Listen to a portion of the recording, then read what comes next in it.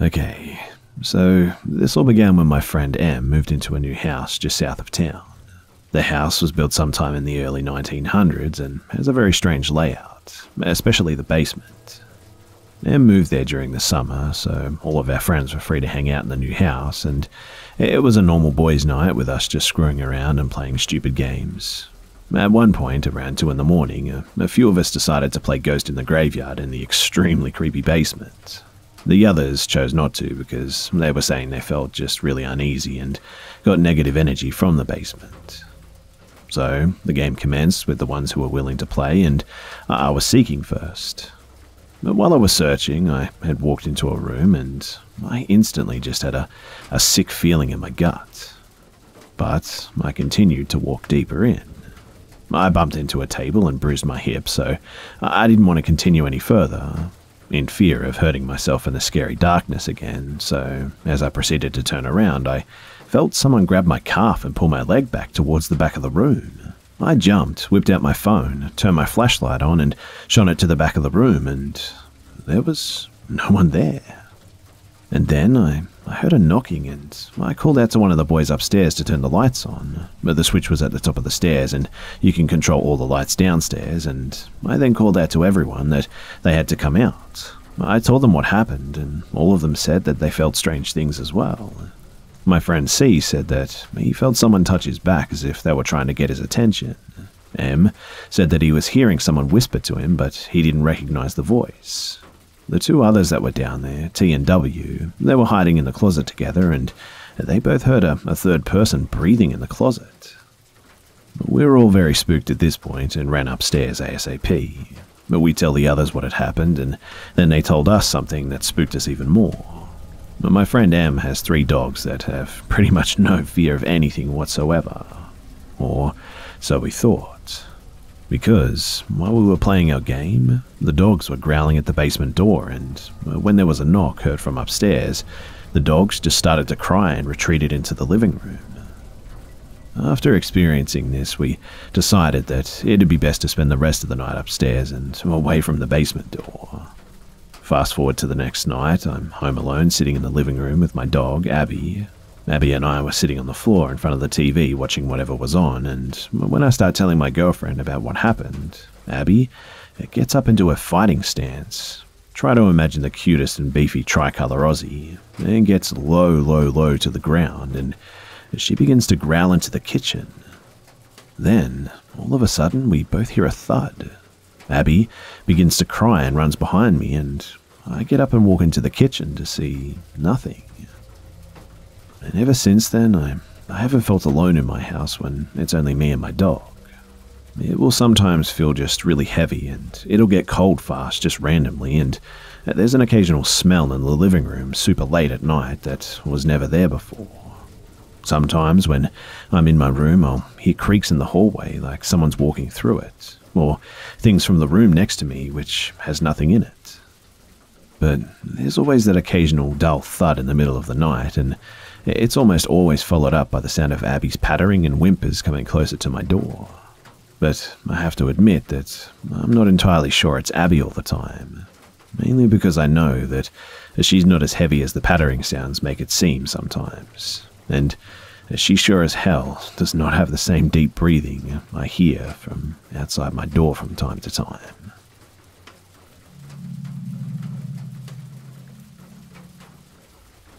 This happened a good few years ago now. Some context too is that I was in my early 20s, single and living by myself.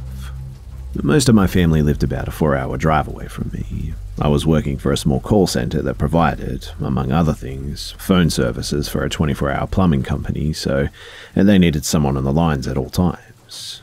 My shift ran from 8 PM to whenever my boss showed up to pick up the line, which was usually around 6 AM.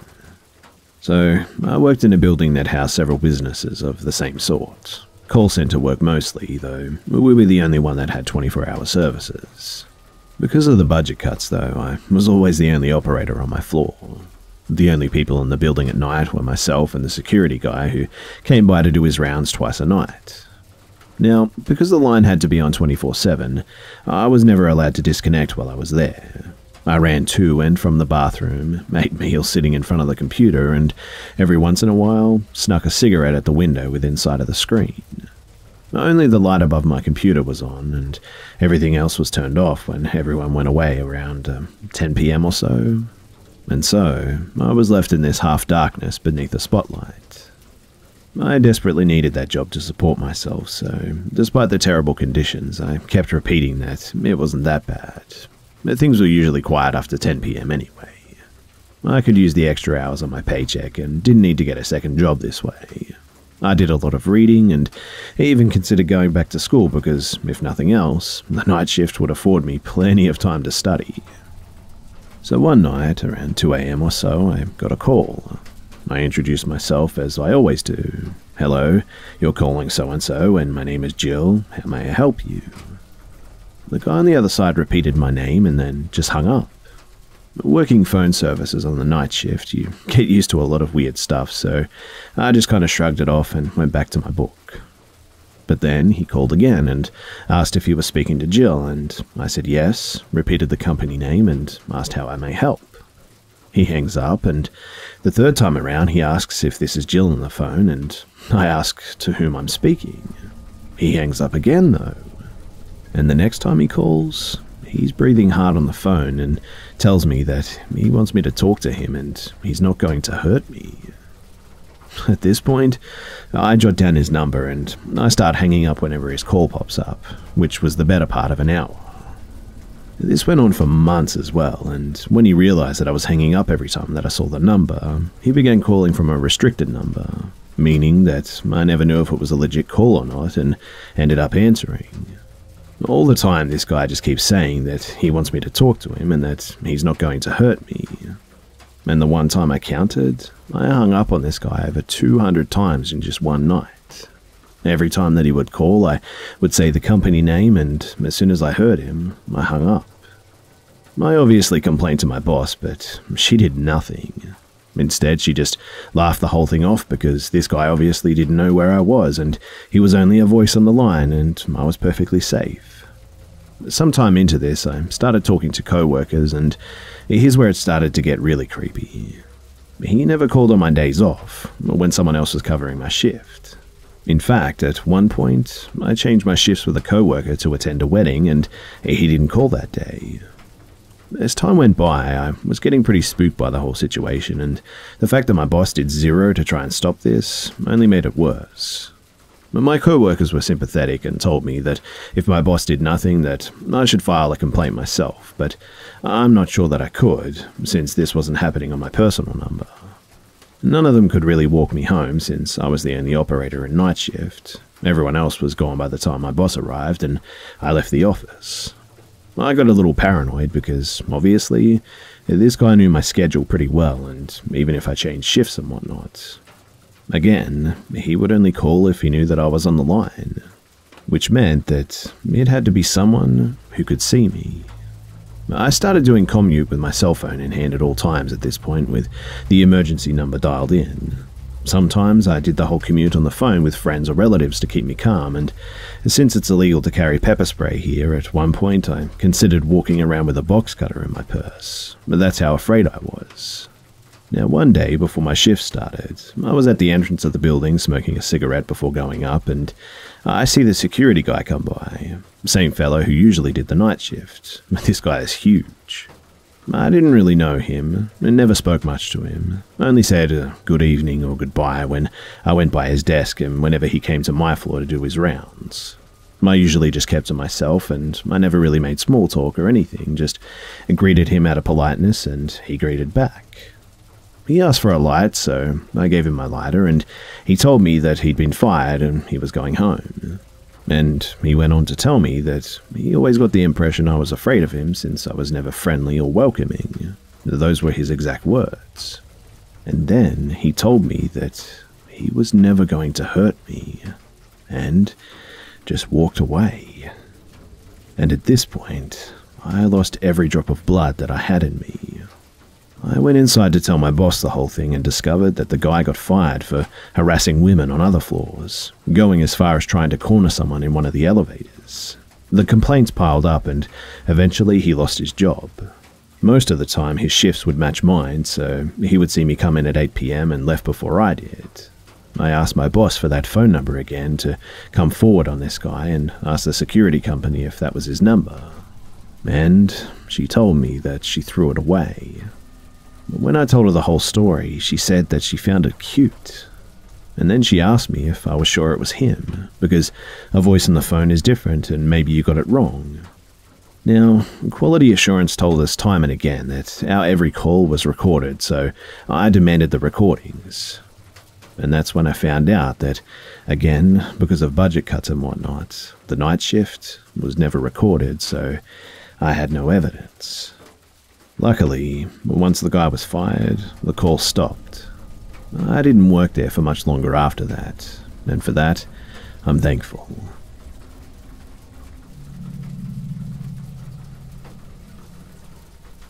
So, for a bit of background before I tell my story, the place in which these events took place is a holiday resort about 2 hours away from where I live.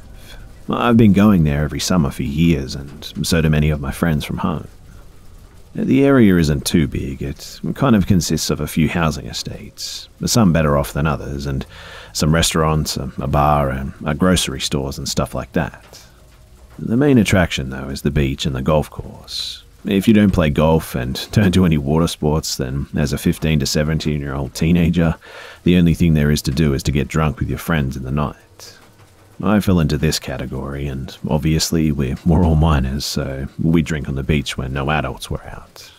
But nearly every teenage kid did this as well, and the golf course I mentioned earlier runs onto the beach, so we'd all cycle over the golf course and into the beach at night as a shortcut. Anyway, so this happened a few years ago, and it was just like any other normal night. Two of my friends had left a couple of wooden pallets on the beach earlier that day, so we could light a fire to keep us warm, so we went looking for the pallets in pitch black dark with just the moon as a source of light. Then, in the distance, we saw a firelight.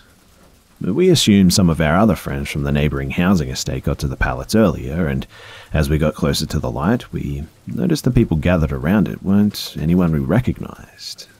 But there were about 9 or 10 guys, and not one of them that I could see were from the area. I know this because, as I said, the holiday resort is quite small and close-knit, and everyone pretty much knows each other, even the locals.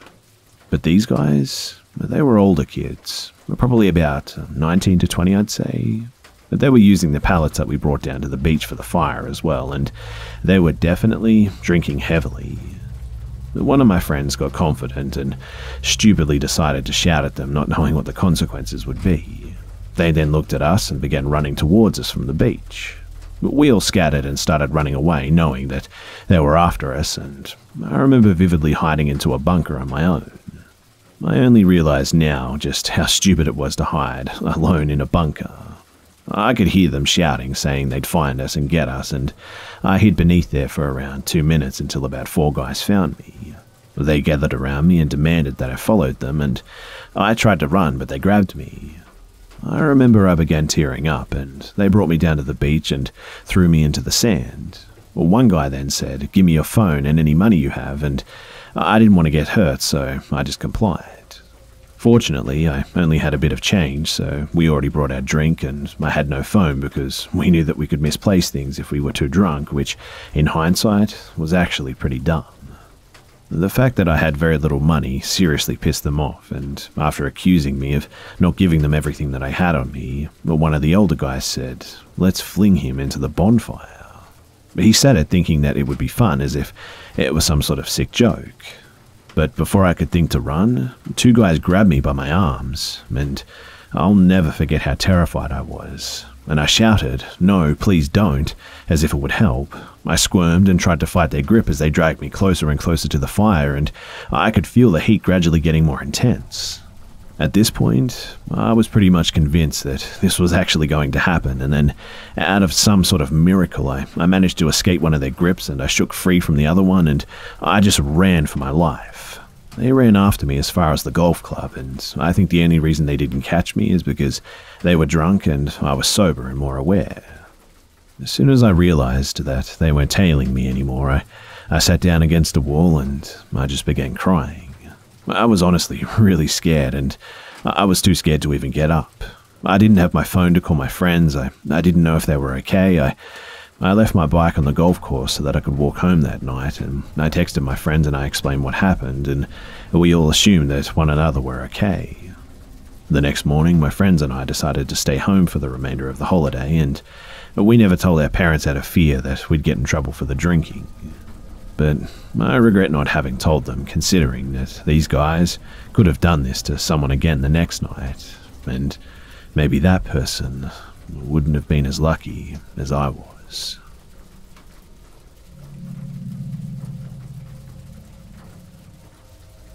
So I recently moved to Charlotte after the passing of my father in August in Charleston. I had also ended a relationship and just wanted to be on my own and living in a city. I moved to a nice apartment with a fireplace, and the apartment felt good when I toured in and moved in. After the first few weeks, I began to just have these strange feelings, though.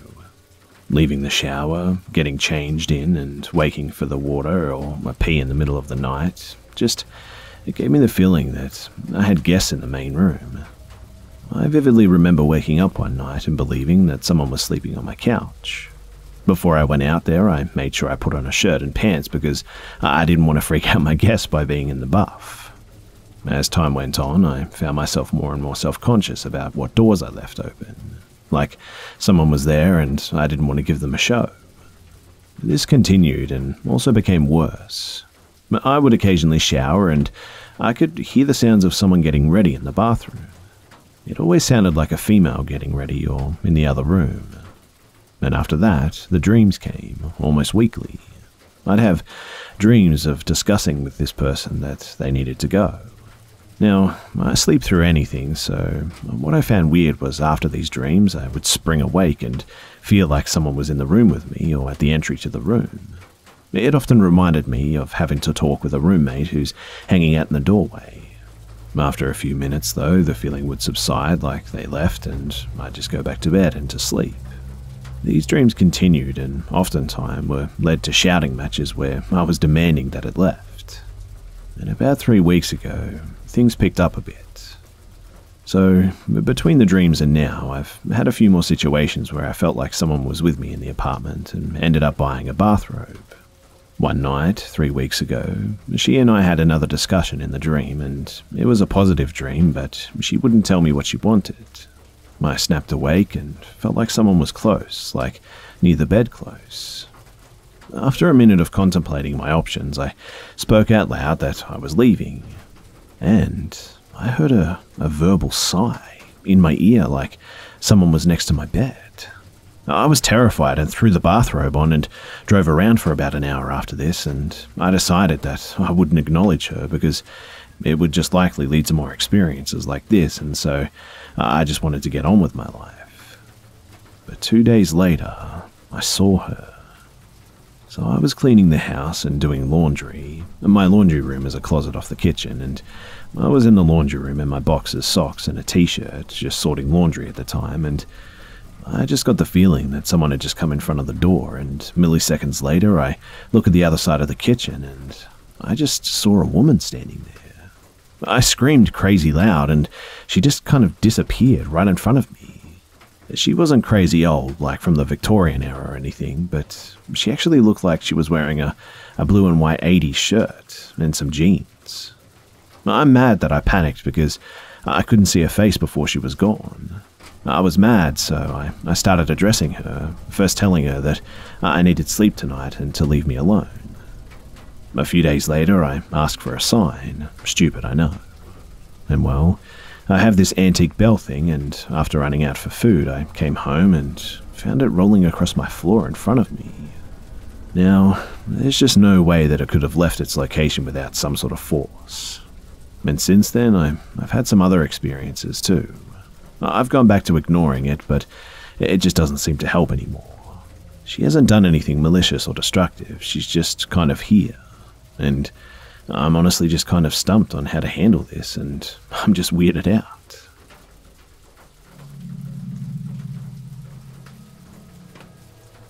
My boyfriend and I are visiting Amsterdam, and when we visit a new country, we tend to try and use public transportation until we figure out the area just a little better. For the most part, we didn't even need public transportation because everything that we were going to was really close. Today, we decided to do the museums, which is about 2 miles away though, and by car in Amsterdam, that's actually a while because of having to go around all the canals. Now, every Dutch person that I've met has been extremely friendly and kind, so I wasn't on edge in getting into this Uber at all. But sometimes I am in the States, depending on where I am.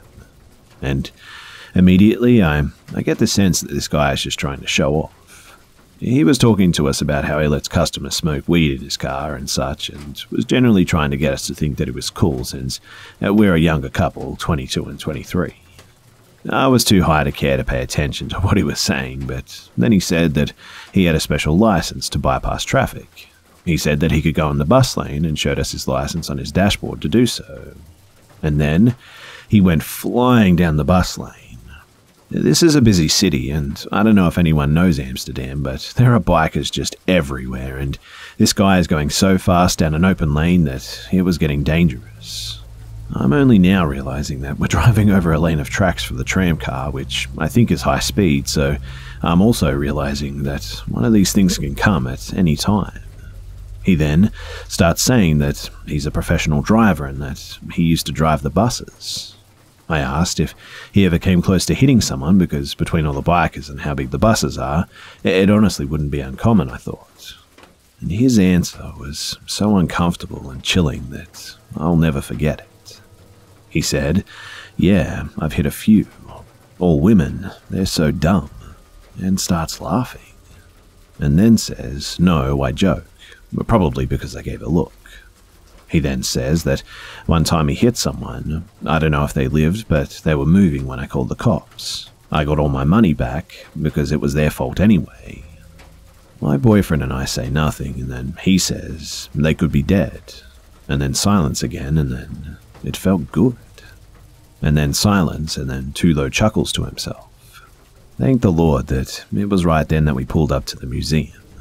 I jumped out as fast as possible, and my boyfriend gave him a bill and said keep the change.